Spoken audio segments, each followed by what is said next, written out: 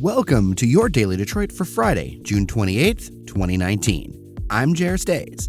It's hot out. It's sunny. This morning here in the University District, there was a sea of middle-aged men, clad in bright-colored polos, walking on their way to the Rocket Mortgage Classic down the street at the Detroit Golf Club. Who knew that would be a new sign of Detroit summer? But I digress. Today we're talking about rooftop bars, new places, and more around town. Let's get to it right after this. Daily Detroit is brought to you in part by Repurpose. That's where you can get hired by Detroit's best startups and companies. Repurpose connects top talent like you with purpose-driven companies based on values, experience, and culture fit. Join their talent community at repurpose.co. That's repurpose.co. And joining us in the studio is Daily Detroit's man about town, Devon O'Reilly. Devon, how the hell are you, man? I am fantastic. What a summer day. It's gorgeous outside. It's going to be a warm one this week, I see. It is. Bring it on, though. Yeah, I hear you.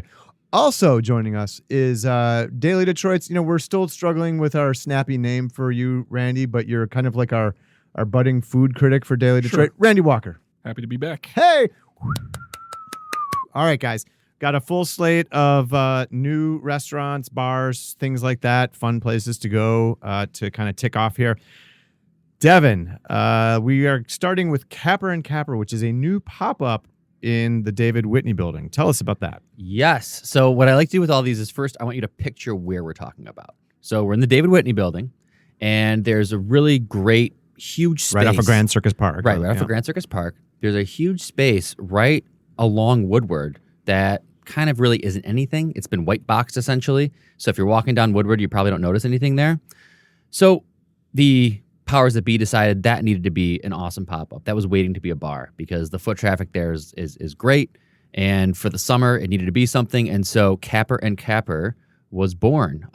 So Capper & Capper is named after a menswear store that used to be in the David Whitney building. Oh, that's cool. And so now it's a pop-up bar that's essentially, I would say, like a tiki bar, garden bar type of feel. It's really cool. There's a whole faux grass setup with like bags, cornhole and stuff. They've got, a bar, they've got food. So for those of you who are food truck aficionados, EJ's, which is amazing. They do like kielbasa, sausages, red hots, mac and cheese. They are essentially the preferred food truck provider vendor for the Capper & Capper space. You can order the food truck food at your table or at the bar. And does it come out of the actual food truck, or are they? It comes out of the food truck. So the food truck's parked there. You order at the bar, and then they'll bring it out to you. Oh, that's cool. So it's really cool. It's a awesome atmosphere, and something I appreciate a lot is the people watching aspect is awesome. Yeah. Because you're getting everybody coming down Woodward, you're getting everybody coming to like the Tigers games and things like that. So it's open Fridays and Saturdays for now. They're going to start doing DJs and have music there.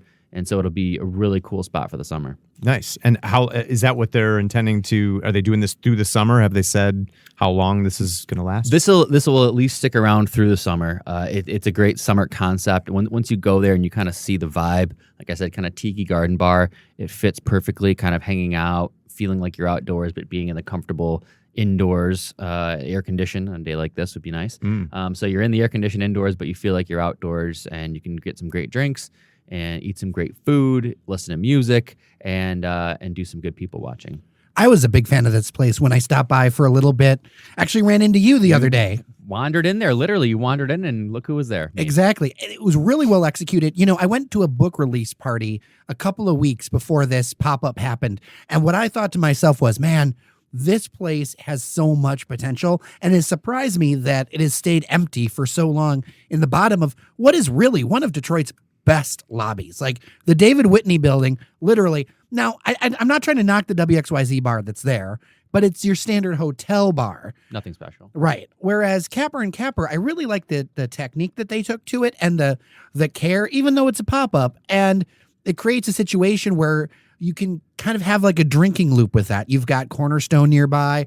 You're around the corner from DeMongo's, just the other side of the block. There's a lot of things that you can do right there. I think they did a really good job with it. Yeah, it's kind of becoming its own little drinking district right there, which is awesome. So it's a nice addition to that for sure. Yeah, absolutely. All right, let's stay right in the neighborhood there near Grand Circus Park. Go over to POW, which is, as you described it, an under-the-radar new little spot in the Briggs house, and I want to come back to the house thing in a minute, but let's keep this food focused. Asian bistro, I understand? Yeah, sure. So the irony is that I actually wandered past this place upon leaving Capper and Capper because I walked across Grand Circus Park, and right there on Adams Street is this place called Pow, and I totally didn't know it was there, didn't realize it was there, but it was a very pleasant surprise. So again, picturing where you're at, you're just on Adams Street, just across the park, just down from Rusted Crow, which I think a lot of people know where that is. Mm-hmm. And they've got like an open air seating type of situation, so you kind of get the indoor-outdoor feel. It reminded me a lot of, again, Ronin. I think, again, people are familiar with Ronin. In Royal Oak, yeah. Ronin with Royal Oak, except switch out the sushi, but more kind of Asian small plates. But it's got that kind of trendy vibe to it. Mm-hmm. And it's really good. They've got sake, they've got wine, cocktails. I had some dumplings. I had some scallops. I had some cauliflower. I had tried a few different sakes. It was great, and the staff was super friendly. And so, yeah, I feel like, we're all kind of in the loop a little bit. And so I was surprised that it had opened, and I hope they start getting their name out there because it's a really cool place. Very cool. All right, so I also paused on the name of the building that houses Pow, the Briggs House, which is Houze. I don't know what it is about houses, or where did that come from? I don't know, but I am not a fan of inappropriate use of the letter Z. No. Or Z, as our friends in Canada would say.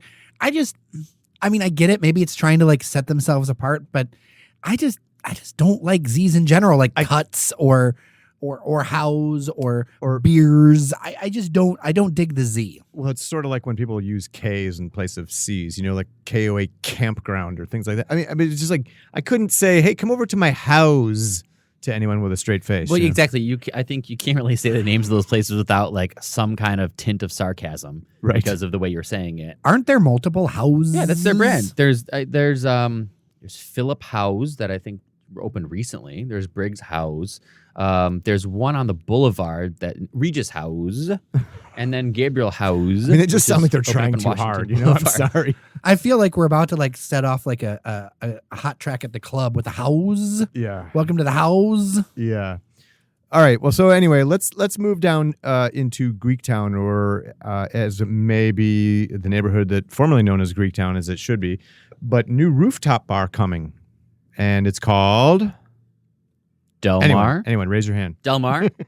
Well, Yes. I think people would more so remember Santorini is where it is. So again, picturing where Which is you're now at. closed, I understand. I think Delmar used to be the name. Now I'm recalling from back in the day. So background for me, my dad used to drop me off to play video games with an old Greek guy at an arcade when I was a kid as a babysitter, because our family didn't have money for babysitters. They just left me with old Greek guys with lots of cigars and a stack of quarters. And I think solid parenting. I think the bakery was called the Delmar Bakery. I don't know for sure, but really? I feel like that sounds right. Maybe I'm completely wrong, but Delmar sounds familiar. Well, I remember playing video games in Greektown way back in the day. There was that little Turkish coffee hut, but it was mostly just like a weird place where old men sat Those were around my babysitters. card tables and played Old men, dominoes yep. and cards and stuff. Yeah. Well, speaking of familiar, And smoked cigarettes. what I'm very interested about this place. So from what I've heard, you've got restaurant bar on the bottom and a second floor rooftop. I'm doing air quotations. A second floor rooftop, which is seeming to be really a trend of Greektown. Is you've got the first floor restaurant bar, then you've got level 2, Exodus, and now Delmar.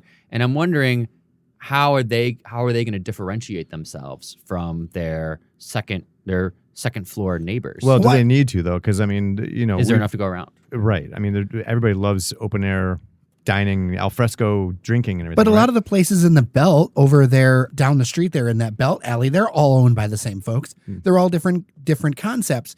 I think that I'm all for more rooftop bars. Sure. Me and Randy checked out that seeing the outside of this patio just from the people mover and from the street. I gotta say, I am pro patio, and it looks beautiful. Like, it really looks beautiful, and it could be a really nice addition. I think a lot of people saw, and this may have already been in motion before this was happening, but the crazy success of the Monarch Club. I mean, it already got listed as one of the best rooftop bars in America, like within a couple months of opening. I think people are seeing the rooftop bar and finally, because this should have happened a long time ago. Wow, rooftops are really great. We should use those. Did you say America? You kind of had an best rooftop bars in America. Well, if I had the sound machine here, I'd do like the screaming eagle sound effect. America. It could be like the Colbert Report. I gotta say though, I think you're right. I agree with everything you said, and I'm absolutely pro rooftop and pro patio. But I think that like the one thing that's not happening is the Monarch Club is 13 floors up. All of these other places, it's like literally head and shoulders above the rest because it's on the 13th floor where everybody else is doing second floor rooftops. Mm-hmm. So you're saying it's the combination of both execution and location. I think so because because it's very well you executed. stand on the Monarch Club rooftop and you just look around and you're like, oh my God, the city is just presenting itself before you, all about you. Some second floor rooftops don't have the best views. So I'm just speaking in general, but I think it's... Yeah, but I do like the city things. Like I like the city view. So I think about Wright & Company, which is not a rooftop, but a beautiful restaurant there right on Woodward. When you look out the windows, you'd swear you're in Chicago or something. I mean, the cityscape in itself and the beautiful buildings that Detroit provides you are beautiful in itself. So my thing is I think more rooftops. I'm very interested to check out Delmar. We should all do it together, guys. We should all go check out Delmar. And we could Instagram the hell out of it. Okay, but I think one of the and Jerry, you kind of hinted at it a little bit. The subtext here is the further decline of Greektown. I mean, as an actual Greek decline town. as in being, Greek town, right? As in a Greek town. I don't want to say that we're like going to like throw all of Greektown underneath the bus. Mm. Let me rephrase. It's the further de-Greekification of Greektown. I mean, and it's been going on for years, and we've talked about it before on this show. But I think in the retrospect, Santorini, underneath this new rooftop patio, that's closed now. I understand, right? Mm-hmm, yeah. I mean, yeah. Well, but in retrospect, I feel like this ship sailed when New Hellas left, and I know that's which like was years ago. 10, I think 15 years ago now. Yeah, I think in retrospect, this is something that we're all noticing now, but it's been happening for a really long time. I mean, New Hellas was definitely the first kind of big domino to fall. I mean, but there were still the Lycon Cafe hung on until a few years ago. That was a good place. Well, I have such fond memories of doing, what was it? New Parthenon, which is now gone. Yeah. And going out onto Monroe Street and seeing a giant half-building tall Greek flag hanging from the David Stott building. And like, it was very ethnic and it felt authentic and maybe a little cheesy, I'm sure, but I enjoed that part of it. But now I feel there was like some really good food to be had down there back in the day too. I mean, let's not sure. forget that. That was New Hellas that was a great place for dinner. And it wasn't fancy. There was nothing fancy about it, but it was just good Greek food. I would love to see somebody step up into that Greek food space and do it with an elevated concept. So I think a lot of the menus and things that I see there now are the same ones that I saw back in like the late 90s, early 2000s. I think you could elevate up a little bit. Wasn't that Santorini though? I think Santorini tried to do that. And it did not. That's true. It did not work. It did not work. But I mean, that Greek street food thing, wouldn't it be great to have like a Greek street food vendor? Like, and I know it's a chain and there's more chains that are coming into there, right? You got Wahlburgers in Greektown now, but there's a Greek kind of joint called Estia. Maybe that would work there. Something where it's like grab and go Greek food, or an independent vendor, something that gave it a little bit more Greek flavor than just like the blue of the Greektown casino building. Well, one point on that though too is also I think part of this is just shrewd business moves on the owners, because if you think about it, it's not necessarily that they're changing hands. These people, the same folks. Level 2, the same Greek families own those places. They just realized money is in the rooftop bars and maybe the money isn't there in it. Maybe it's just us old guys waxing poetic and people just don't want that anymore. I just wanted to point out that we're sitting here in Chinatown right now, and what evidence is there of that except for the Peterborough that's only been there for a few years? The remnants of Chung's, which I'm very glad I ate at just before it closed, but the remnants of that Chinese restaurant on the corner, which was pretty amazing. But you're right, Chinatown is gone. Yeah, good point. Well, one more new place to talk about that we just enjoyed earlier today, Randy and Jer, is Momo Cha, the new Nepalese food window here at the Detroit Shipping Company. We each enjoyed a selection of their Nepalese dumplings.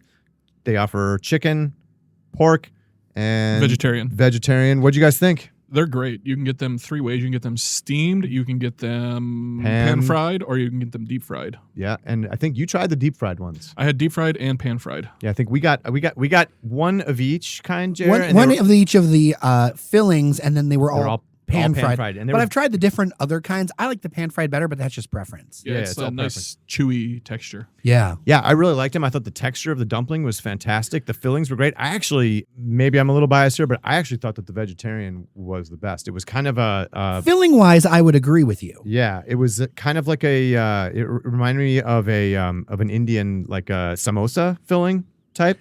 I mean, and Nepalese is sort of close to Indian. It's not quite as spicy, but it will remind you of that. But then the three chutneys were also, I thought, noteworthy. The chutneys are where the game's at with these. So the vegetarian, the vegetarian Momo is really good, and I think of all the three, it's the most flavor forward. It's got a lot of complex flavors. Not to say that the pork and the chicken don't hold their own. They do, and I really like them. But I think the magic happens in those chutneys or in those sauces that, like, they just take it to the next level. You want to, like, triple dip those things. Yeah. Just cover them in that. And it's just so fresh, and the ingredients are so good. It feels so good to eat something that's obviously, like, cared about. Yeah, and those dumplings very much like a Chinese style, which, they're clearly, Nepal clearly borrowing, culinary elements from India to its south and then China to the north.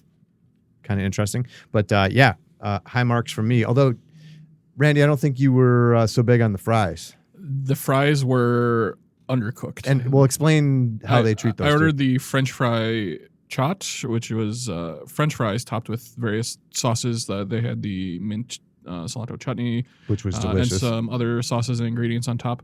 But you can't make a French fry dish and have bad French fries as the foundation. So. Yeah. I don't know if this was a one-off issue or if this is how they. I don't think French fries are native to Nepal. Yeah, I'm just saying. True. I think maybe. I mean, it's one of those things where I think they're obviously, and I'll say this right off the bat, they're brand spanking new. Everybody, they opened up within the last week. They're probably still working. There's all kinds of stuff. I don't want to pass first judgment, but I'm a big fan, especially with these kind of little stands that are here. Just do a few things and execute them super well, because the line for Momo Cha was long and there were lots of happy people. Yeah, I'll order the fries again. When I order from Coop next door, I ask for the fries extra crispy, so I'll just do the same thing here at Momo Cha. Right. And then I got to make just a quick mention of Frame and Hazel Park to our friends over there, Joe and Carrie. Randy, you and I both went to alternate seatings, as it turned out. We didn't realize we were both going. Sure. But we went to the pop-up dinner last weekend. Yeah, it was the summer solstice dinner by Midsummer. Midsummer by Chef Jill Veda from Salt in Cleveland. Yeah. And our friend Robin Cleveland from Norden Aquavit. Yep, who we just featured on this show yesterday. So look for that in your feed if you didn't hear that all about the Spirit Aquavit. But man, that was fantastic dinner. It was amazing. It was 5-course Swedish dinner. I think we both agreed that our favorites were the cucumbers and beets starter. Good dish, and the beet stew that came with beef stew with cabbage and potatoes. With the red cabbage, which is a traditional Swedish style, cooked in with a little red wine vinegar and something to sweeten it, and the fingerling potatoes, which were fantastic, and then the lingonberry tart. Oh, that was the best with part of the blackberry pastry cream. So black pepper pastry cream. Yeah. Black pepper pastry cream, excuse me. Yeah, but that was fantastic. Really doing some interesting things over there at Frame, the pop-up dinner space behind Latito, formerly known as Joe Bar in Hazel Park. Go check them out. Get on their mailing list. All right, a couple closings to go over, guys. Fort Street Galley downtown has lost now 2 of their original 4 food vendors. I haven't been there, guys, so... Yeah, I want to talk about this a little bit because I think, so for me, not leading the food coverage here at the publication, this is the one that I think kind of leans over also into the development world, which is more of my beat, the development and kind of city beat. I've seen it. I've been through the place a few times. I think there's a lot of potential there, but I think it's clear, and there was multiple reports from this, leading the way, of course, credit where credit is due. Mark Kurlianchik of the Freep kind of broke the story about the couple of places. I think that this is all about product market fit, and I think there's a lot of assumptions people have been making about downtown Detroit and what works here versus the reality of the market that folks are serving, especially in the location of where it's at. I mean, let's set the table, if you will.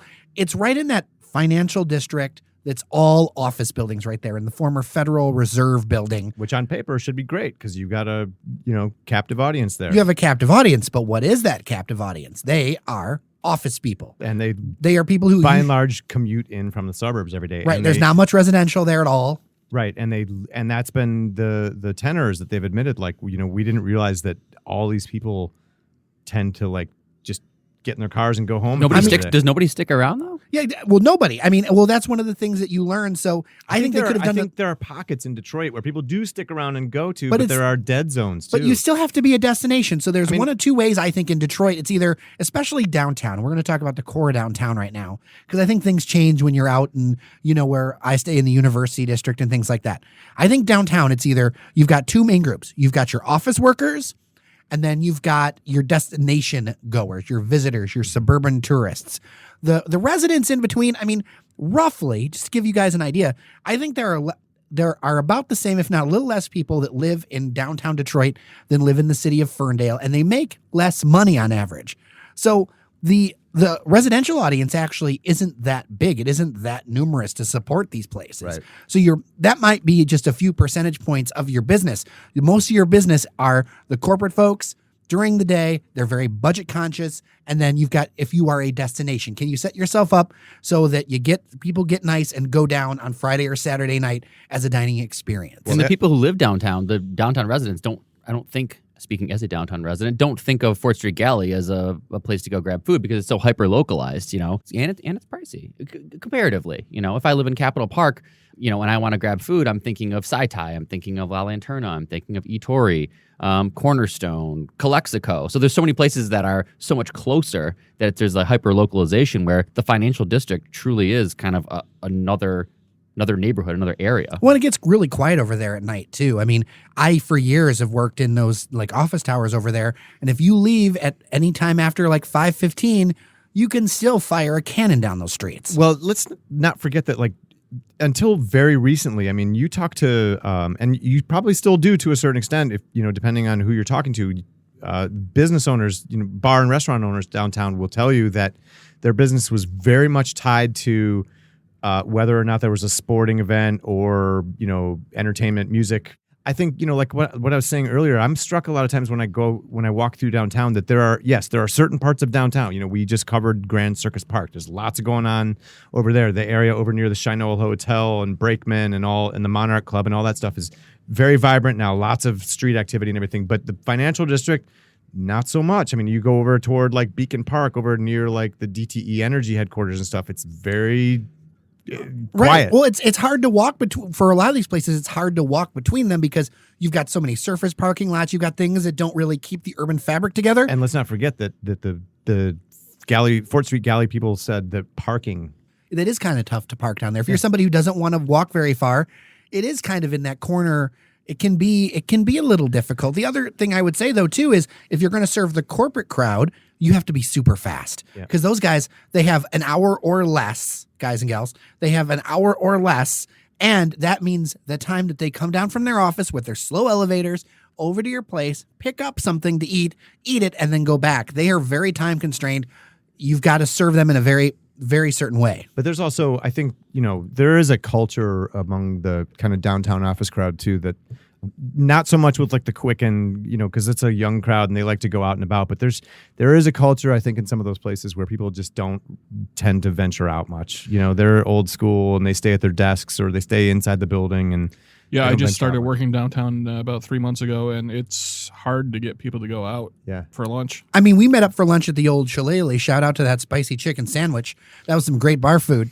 But we were the only people there, dude. Yeah. We were alone. They've got a great menu, and we were the only two patrons for lunch. Now, Devon and Randy, I think you said you've both been to Fort Street Galley? Yes. Yeah, I mean, I think, so in kind of thinking about this, and the owners mentioned that article, the owners had mentioned, it's not that the concepts weren't good. I mean, it was good food. I enjoyed eating there. It was just when I thought about it, or I met somebody there for lunch, or I really had to be intentional about going to Fort Street Galley, the food was good. It was pricey for lunch, to be honest. I mean, you're approaching $20 for just going out and grabbing a sushi bowl for lunch. Mm-hmm.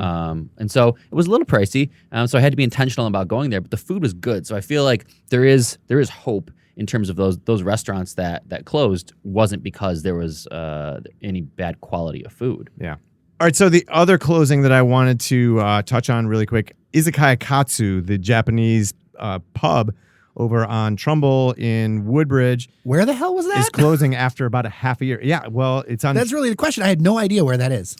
It was on Trumbull, just a block south of Woodbridge Pub, right? Well, I will say, and so this was a place that was on my list. And again, I don't, no restaurant should depend on me as a core customer because whatever. But it was on my list. I really wanted to try it. I drove by it a few weekends ago. I was driving by that spot on Trumbull, and I meant to keep my eyes peeled for it, and I drove past it, which I don't know. Maybe that tells you something. Maybe that just tells you I just kind of spaced out momentarily, but it didn't.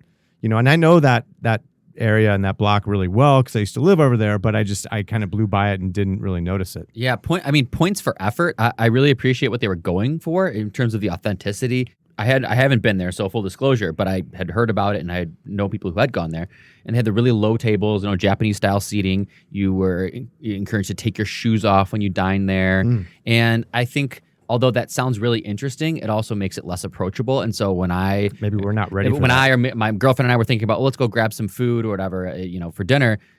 We were kind of wary about, okay, yeah, there's this place, but you got to take your shoes off. It's kind of like low table seating. It was kind of just, maybe we weren't ready for it. I don't know. And hard to find. There's no way around it. If you don't put good signage out, Woodbridge isn't a place that's heavily trafficked. There's no foot traffic over there aside from, the people who in the neighborhood. There. But yeah, it's a small neighborhood. I doubt they're getting that much volume from the neighborhood. But it doesn't seem to have hurt Pai Sai and Woodbridge Pub over there. Pai Sai got their name out there. People know that the branding of Pai Sai was really good and also super approachable. It's pizza. You can grab it and go. I understand that, Right.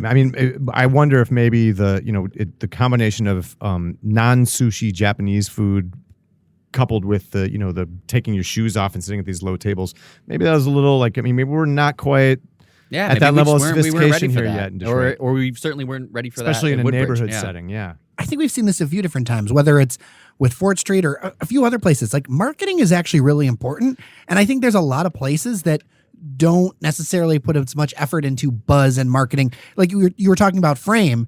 That place has so much buzz behind it. It doesn't even need anything, right? Because people know about it. It's gotten out there. A lot of these places that we talk about closing, the buzz just doesn't get with people. I was going to say, I've never heard of Katsu until I heard they were closing. And whenever I've heard Izakaya, it's always been talking about Antihero in Ferndale. I didn't know Katsu existed, was a thing, where it was, what it was. Yeah. By the way, have you been to Antihero in Couple Ferndale? times, yeah. Yeah. What do you think? It's great. I had a drink there, but like a beer. Those are good too. The cocktails are good. The food's good. It looks like they've changed the menu a couple times already. So interesting. I need to go back and try some new dishes, apparently. All right. Well, then a couple. I just want to mention a couple new openings, and if you guys think of any others, feel free to pile on. Brooks Brewing Company has opened its doors for its second location in Ferndale on Woodward Avenue. Isn't that the flat price beer place? Like everything's $6. Like everything's $6. Yeah, everything's $6, but different size glasses. Yeah, to accommodate. I have been by there. I think I've even ridden my bike by there. It looks like a super kind of sleek interior. I don't know if you peeked inside there, Randy. You live in Ferndale. Yeah, I had some friends who went and they sent me some pictures. It looks really nice. And you said the beer was good. Beer's great, yeah. And they also got pizza. Because this is their second location after their original in Shelby Township, right? And then, crossover on the other side of Woodward, a little place called Babylon Garden. This one's totally flown under the radar. I haven't really seen or read anything about this, but I drove by it the other day. I know Devon over there is shrugging his shoulders because he never goes up. He never ventures all the way up to Ferndale. Yeah. I believe Devon and I both need signed passports from L. Brooks Patterson to cross 8 Mile. Yeah, but anyway, this is a small storefront, kind of unassuming, set back a little bit off the sidewalk in Ferndale at Maplehurst, I believe. It's going to be Middle Eastern restaurant. I went by it the other day and noticed that they had the open sign on. They had balloons out, but not a lot else to kind of announce that they were open.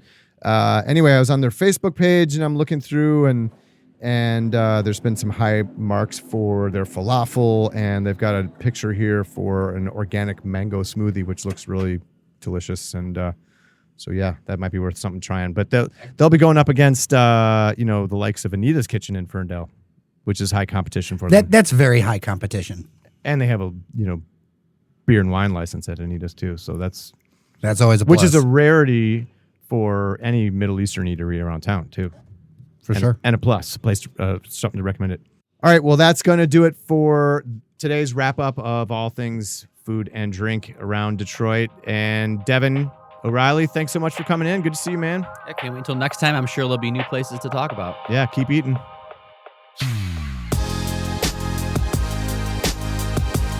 And we're at the end of the week. Thanks to our members at patreon.com/Daily Detroit for helping us push Detroit's conversation forward.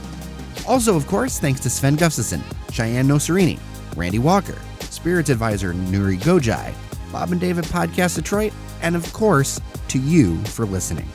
I'm Jer Stays. Take care of each other, and we'll see you around Detroit. You're listening to the Podcast Detroit Network. Visit www.podcastdetroit.com for more information.